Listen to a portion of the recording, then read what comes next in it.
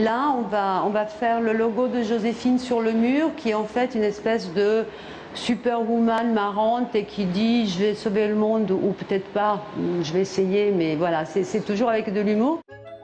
Lucia fait la visite et si pour l'instant tout est blanc, elle a déjà une idée très précise de ce à quoi ressemblera son salon.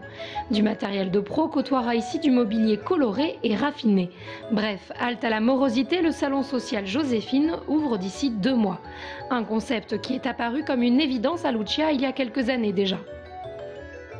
En coiffant, je me suis aperçue que j'avais dans les mains quelque chose d'extraordinaire, c'est-à-dire que je m'apercevais qu'on pouvait se sentir bien ou pas bien avec ses cheveux. Imaginez quand dans la vie, tout est de travers, que vous perdez votre travail, que la vie vous cabosse vraiment. Et bien à ce moment-là, vous oubliez que vous existez, vous ne vous regardez plus. Étant donné que moi, je voulais faire quelque chose pour les autres depuis toujours, c'était tout trouvé.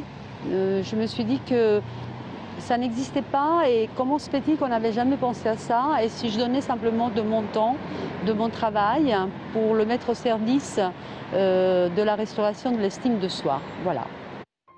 Ce salon, le premier à ouvrir en province, accueillera dès septembre les femmes en situation de précarité financière, physique ou morale.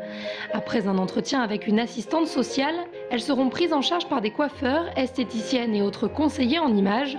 Au programme également yoga, sophrologie ou encore théâtre. Mais ici, pas question de faire de l'assistanat. Les femmes sont accueillies comme des clientes. Elles règlent les prestations à des tarifs symboliques allant de 1 à 3 € et on leur apprend à s'occuper d'elles au quotidien. Un projet qui a su séduire les mécènes comme l'association de prévoyance santé.